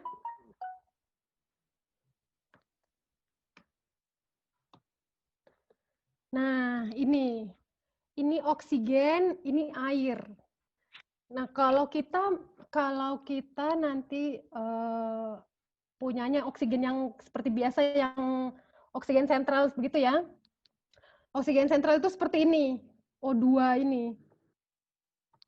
O2, tapi kalau kita pakai pada bayi, harus ada airnya. Seperti ini. Jadi kalau kita mau 20%, 21%, ini ya, misalnya 21%. Oksigennya 0, jadi di sini oksigennya 0. Airnya 8. Nanti ada angka-angkanya nih 8 di sini. Kemudian 30. Ini rule of 8. Jadi penjumlahan 8. Ini 21% itu 8, airnya 8, oksigennya 0. 30%, airnya 7, oksigennya 1 liter. Ini liter-liter itu di sini maksudnya. 1 liter. Nah, terus oksigen 40, airnya 6 tambah oksigennya 2, 6 tambah 2, 8. Ini kan 6 tambah 2, 8. 50%. 50% nanti 51, 50 sama aja. Oksigen airnya 5, oksigennya 3. 3 artinya 3 liter. Jadi itu dapat 50%. Ini sebenarnya bisa kita bikin sendiri sih. Jadi airnya nanti ada hitung-hitungannya. Nanti coba saya tanyakan dulu ya. Jadi oksigen yang kita miliki, oksigen tabung-tabung biasa seperti ini, nanti dimodifikasi dengan menggunakan air. Ada tekanan yang airnya ini. Jadi sebenarnya alat ini kita bisa modifikasi dengan bubble CPAP namanya. Gitu. Jadi kalau oksigen yang kalau Pak Joni tadi nanyakan berapa liter, bayi tidak bisa menggunakan oksigen kosong. Jadi oksigen tok begitu. Harus dikombin sama air. Gitu ya, Pak. Jadi kalau kita kasih 3% itu sudah kita berikan 50% oksigen. Itu sudah tinggi. Maksimal biasanya 40. 40 itu 2%, 2 liter. Gitu. Jelas enggak ya, Pak?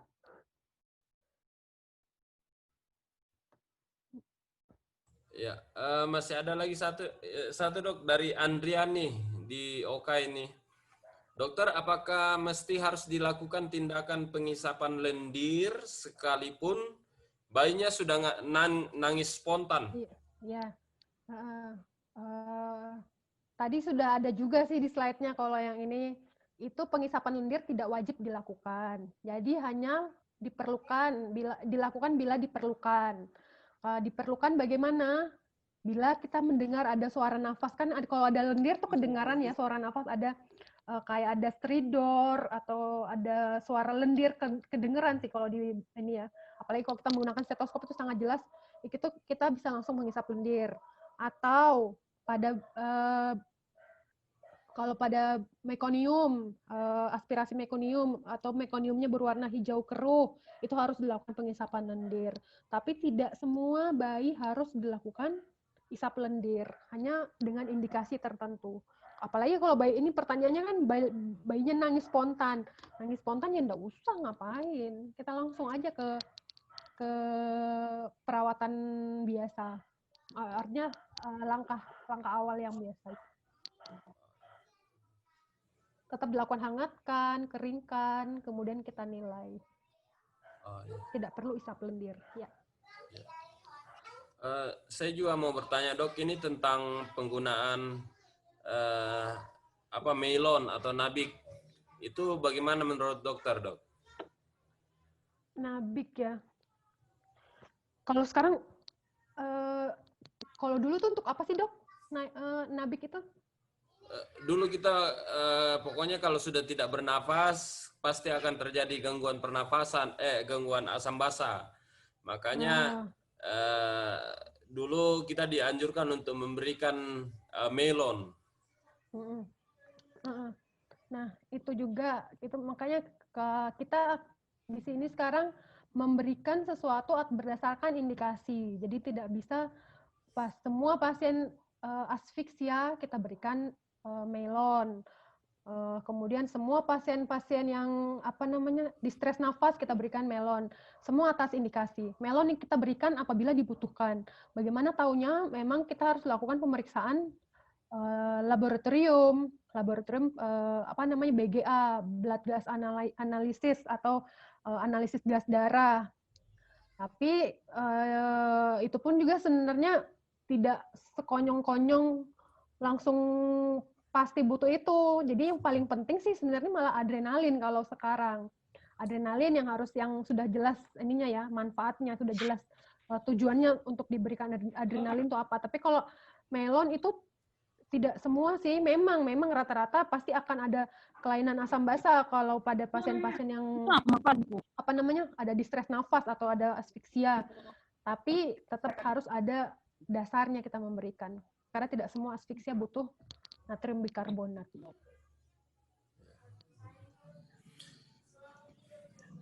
Ya, teman-teman yang lain.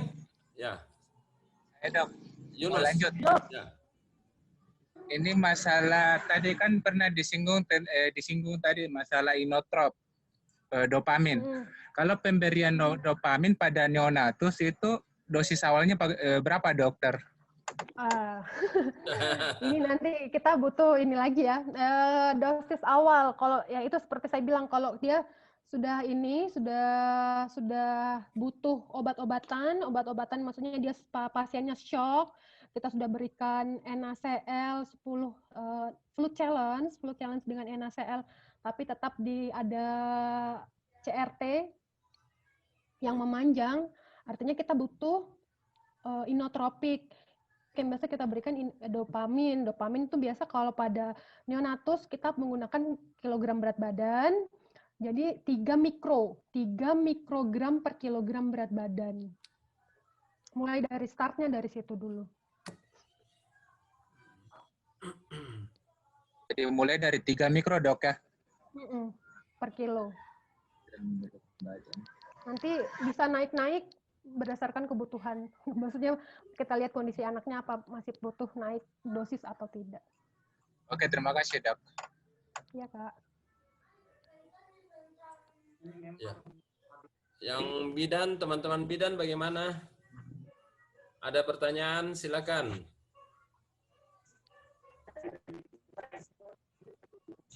Kanisa. Kalau saya dok tinggal tunggu praktek, dokter.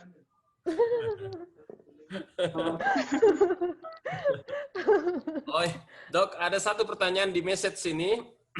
Oh ya? Dokter, untuk bayi lahir dengan, mana message-nya? Bayi lahir dengan kasus asfiksia atau apnu, apa boleh injeksi dexamethasone, dok? No, tidak. Ini kenapa itu? Tidak ada pemberian dexamethasone pada neonatus. Tidak ada. Oh ya. Sudah tidak. Mungkin dulu kali ya, tapi saya juga tidak tahu kalau ilmu dulunya kenapa diberikan. Apakah ada kontraindikasi itu, dok? Ya, kita ketahui sendiri kalau dexamethasone itu efeknya apa? Efeknya bisa mendepresi macam-macam, apalagi pada bayi baru lahir bisa mendepresi sumsum tulang, mendepresi imunitas. Nah, itu semua hal-hal yang itu kita perlukan untuk kelangsungan hidup bayi. Kita tidak anjurkanlah pemberian dexamethasone. Terima kasih.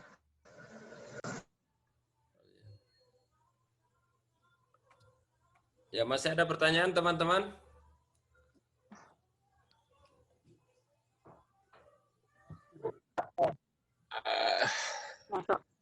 Saya dok mau bertanya. Mau bertanya, dok? Oke. Silakan, Pak Simon. Halo, selamat malam. Ya, silakan. Malam, Pak. Malam. Ya, saya mau bertanya mengenai tadi sempat disinggung tentang resusitasi.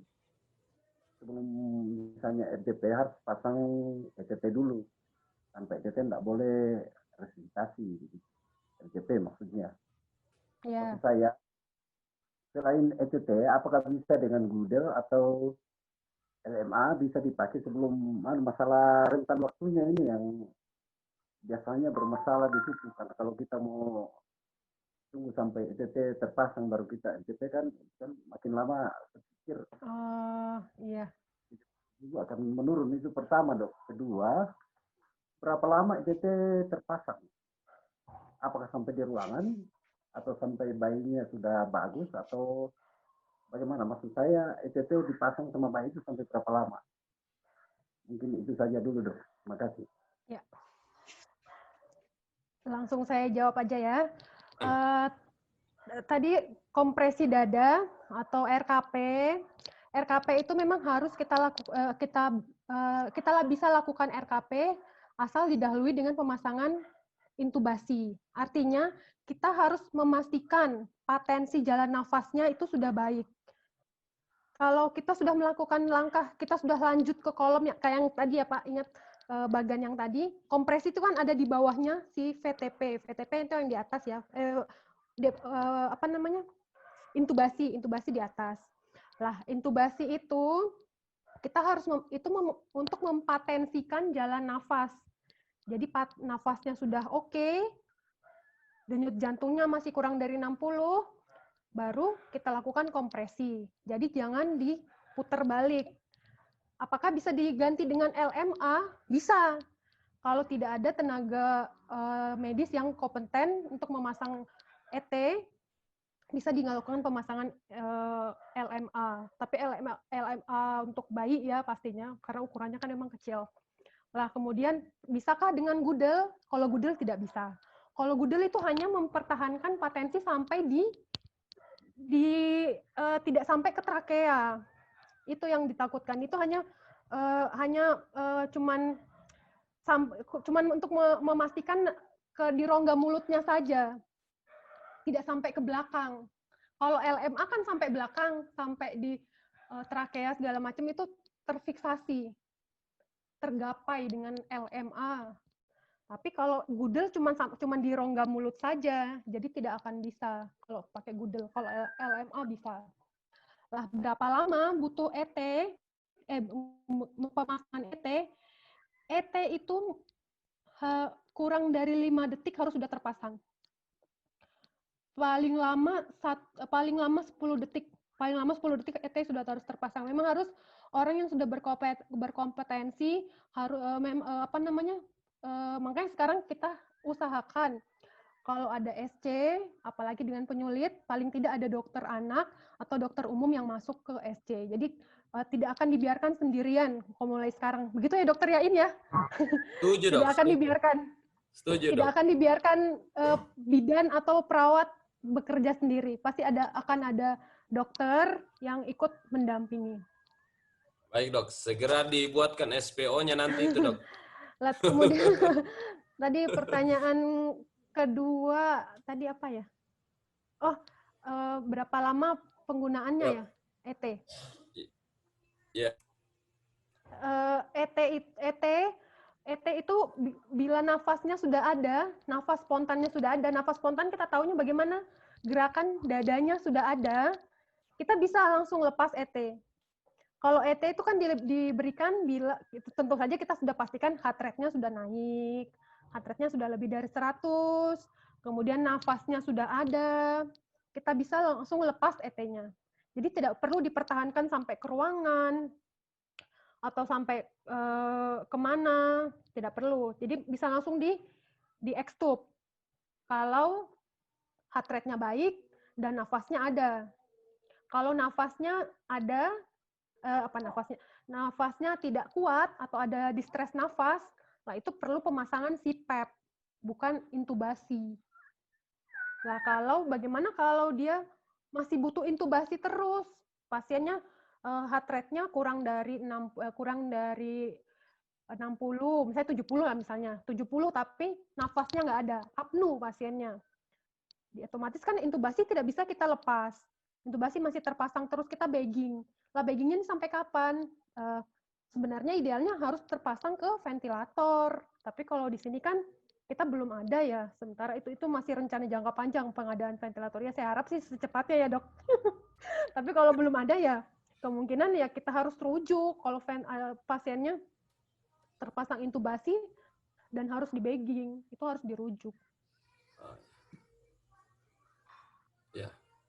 Kalau ada ventilator ya langsung disambungkan ke ventilator. Saya kurang tahu yang Dokter Lendato bisa klarifikasi apakah yang ventilator yang dari ITB itu saya sempat tanya sama Dokter Rudi juga itu mirip-mirip penggunaan CPAP itu, Dok. Kira-kira Pak Simon tadi coba mungkin klarifikasi juga bagaimana apakah sudah pernah lihat alat itu? Apakah bisa digunakan sebagai CPAP itu? Atau bagaimana menurut Dr. Lendato? Terima kasih, Dr. Dok. Lendato, Jadi, silakan, Dok. kalau dari info yang saya dapat, Dok, dari donasi, itu memang sejenis CPAP, tetapi saya juga kurang tahu pasti apakah bisa digunakan pada bayi. Kemungkinan sih tidak ya dok, karena kayaknya kalau bayi kan lebih sulit itu dok, maksudnya pengaturannya. Jadi kayaknya memang butuh mesin CPAP yang betul CPAP begitu dok. Karena kan kalau yang dari ITB itu modifikasi ya dok, modifikasi ventilator. Jadi mungkin lebih digunakan untuk dewasa sepertinya dok. Pak Simon mungkin ada pengalaman di beberapa tempat kah? Atau dokter nanti lihat ya, juga? Ventinya sekarang di mana tuh? Di OK di apa HCU, di dok? HCU? Oh, ada di HCU dok, ada di HCU. Oh, ya, nanti bisa dilihat dok.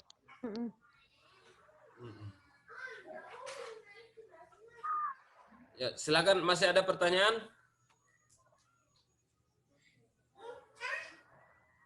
Dok, tentang yang tadi itu satu, mau dipastikan kembali yang penggunaan adrenalin, dok. Yang adrenalin 1:10.000. Teman-teman mungkin jangan sampai masih salah atau masih bingung atau bagaimana. Bagaimana mengubah konsentrasinya menjadi 1:10.000, dok?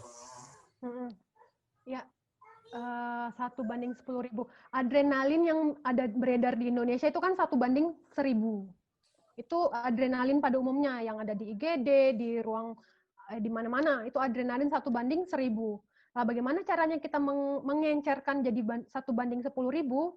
Gampang, kita menggunakan NaCl. SPED 1 cc, kita menggunakan SPED 1, ini kalau neonatus ya, kalau neonatus kita ambil 0,1 aja, pakai menggunakan SPED 1 cc 0,1 adrenalin ditambah dengan NaCl 0,9. Jadi kan 1 cc. Nah, itu sudah 1:10.000 itu, dok. Kalau kita butuh lebih banyak lagi, misalnya kalau untuk pediatrik sama juga kita menggunakan SPED 10 cc. Sama prinsipnya, SPED 10 cc, tarik 1 cc adrenalin dijadikan 10 cc, artinya ditambah 9 cc NaCl. Seperti itu. Jadi 10 cc, lebih besar.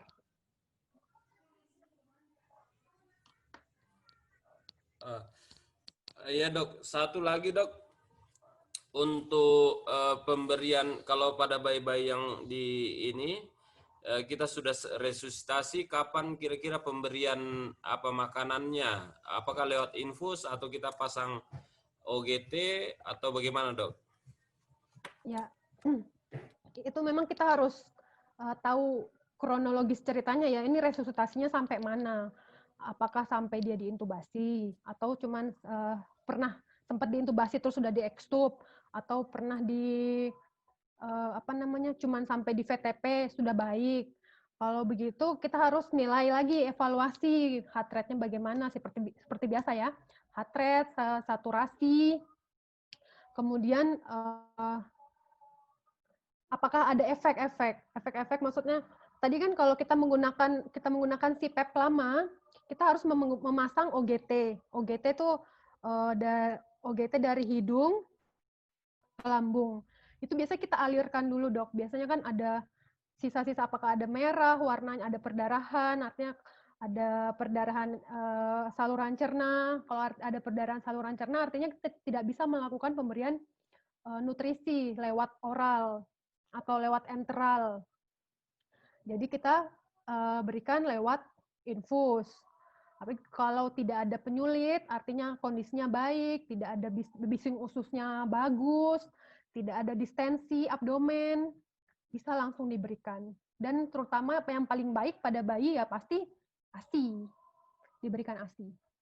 ASI perah kalau pada bayi-bayi yang belum bisa menetek ya, artinya masih dalam dipasang alat-alat, pasang infus, pasang apa segala macam kan agak susah untuk menetek.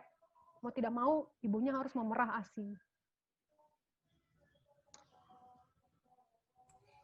Kalau misalnya lama waktu yang dari 60 detik itu, dok, ya, responnya tadi saya bilang kalau lewat sampai berapa lama ya seharusnya kalau memang sudah tidak ada kita mau nyatakan meninggal atau bagaimana, itu sebaiknya berapa lama, Dok?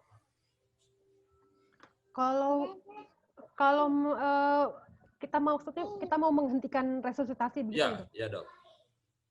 Kita mau menghentikan resusitasi itu bila kita sudah melakukan semuanya, maksudnya semuanya itu ya maksudnya sampai adrenalin. Kita sudah berikan tapi tidak ada respon, kita nyatakan meninggal. Tapi kalau cuma sampai di VTP tapi terus kita sudah langsung menyerah, oh jangan, harus dilanjutkan dulu, harus dilanjutkan sampai pemberian mungkin.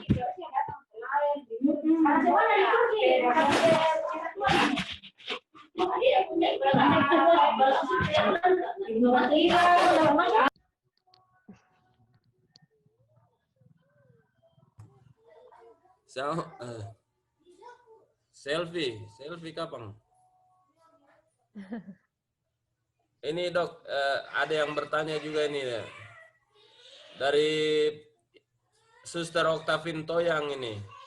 Selamat malam Dok, mau tanya apakah materi slide dokter tidak ada yang apa ini?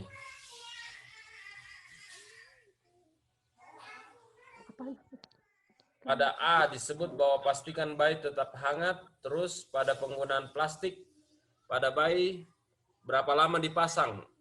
Atau apakah sampai bayi hangat bayi boleh dilepas atau ada jangka waktu? Terus pada bayi haruskah digunakan plastik atau bisa ke kain saja, Dok? Kalau penggunaan plastik itu kan digunakan pada bayi-bayi yang kurang dari 1.500. Artinya bayi-bayi yang preterm, berat badan lahirnya sangat rendah. Wih, sore siapa itu? Berat badan lahirnya sangat rendah ya kalau sudah 1.500. Nah, oleh sebab itu dibutuhkan plastik. Kenapa tidak bisa digantikan sama kain? Sangat berbeda. Kalau kain itu kain tuh masih ada dinginnya. Kalau plastik itu sudah pasti plastik adalah penghantar panas yang buruk ya. Kembali ke pelajaran SD lagi. Penghantar panas yang buruk. Jadi artinya dia akan tidak menyalurkan. Kan ada namanya konveksi, radiasi untuk menguapkan panas. Lah kalau plastik itu dia tidak bisa. Dia akan tersimpan terus di panasnya di dalam situ. Tidak menyebar. Kalau kita memberikan kain itu masih bisa ada evaporasi, masih bisa konveksi, masih bisa terjadi di situ. Artinya dia masih bisa menyerap dingin dan panasnya bisa keluar kalau kita menggunakan kain. Dan yang penting jangan dilupakan kalau pemberian plastik pada bayi-bayi yang berat badan lahir sangat rendah baru digunakan itu. Kalau bayinya 2.200, 2.300 pakai kain juga nggak apa-apa. Gitu. Terus sampai kapan jangka waktunya? Sampai terus sampai bisa dilakukan metode kangguru. Nah, ini ya, metode kangguru lagi nanti kita belajar ya. BBLR, BBLSR ini nanti harus kita lakukan metode kangguru. Jadi antara ibu atau ayah bayi dengan bayinya. Jadi dilakukan skin to skin antara ibu atau ayah bayi. Gitu. Tetap harus dipakaikan terus.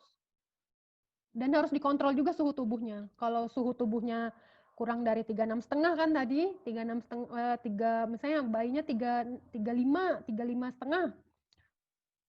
Plastiknya didobel lagi, ditambah lagi plastiknya didobel, topinya dipakaikan topi sampai menutupi telinga, itu semua harus diperhatikan.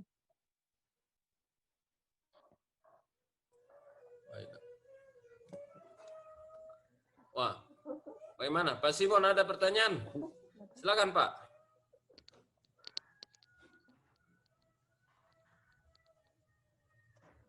Oh, ya terima kasih. Tempat tadi saya dengar ada tentang pembiaran perawat dengan bidang kerja di OKA. Jadi selama ini kan persyaratan operasi kan harusnya selain dokter anestesi, dokter operator, ada juga dokter anak. Dan terima kasih kalau Dokter Rindra, misalnya kita kan mau kerjasama ke depan, otomatis kan kalau misalnya ada seksio bisa hadir, kalian berbagi ilmu ya. Salah satu Oh iya, nanti oh, kita mungkin praktek itu. ya Pak. Terima kasih. Iya, itu nanti urusannya ke dokter Iya. Yain itu yang mengatur.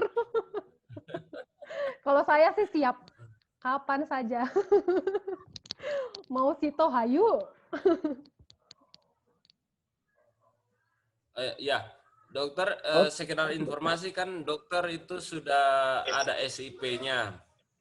Jadi sebenarnya untuk apa namanya, untuk legalitas itu sudah bisa praktek di Rumah Sakit Elim. Terus pembagian jadwal itu saya sudah konsultasi juga dengan Dokter Ishak. Jadi Senin, Selasa, Rabu, Kamis beliau. Kemudian Jumat, Sabtu, Minggu, dokter. Sesuai prediksi ya dok. Ya, jadi ya untuk yang untuk maksudnya kategori nangkap bayi itu di dalam sana, apakah nanti saya konsultasikan kembali dulu dengan Dokter Isa, apakah beliau bersedia atau tidak? Kalau tidak, tetap dokter untuk tangkap bayinya di sana, resusitasi tetap mungkin bisa dilaksanakan di hari konsulen beliau. Oh iya. Tapi apakah langsung menangani pasien, saya kurang tahu. Nanti itu mungkin perlu dikomunikasikan karena hal-hal begitu agak sensi. Iya, betul.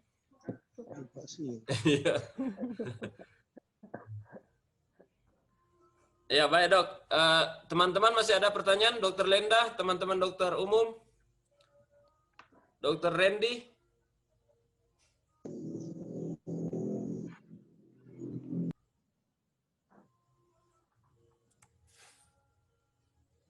Sudah enggak ada ya? Sudah pada kecapean semua nih. Oke. Ya. Oke, baik. Kalau begitu kita akhiri saja kegiatan kita. Terima kasih sekali lagi buat kita semua. Terima kasih khususnya Dokter Prarinda boleh berbagi ilmu. Mudah-mudahan tidak bosan-bosan. Mungkin minggu depan kita masih bisa, Dok. Gimana? Oh, bisa. Mau materi tentang apa ini? Dokter mungkin penanganan dari kasus teman-teman? boleh? Penanganan kasus kejang? Kejang demam biasanya kalau bayi anak ya? Ya, Dok.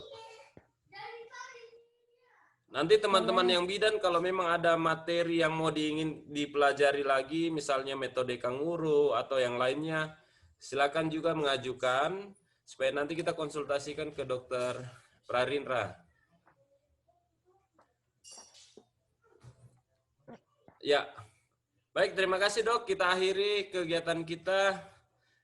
Semoga ini bisa bermanfaat buat kita semua. Kemuliaan nama Tuhan dipuji melalui pelayanan Rumah Sakit Elim.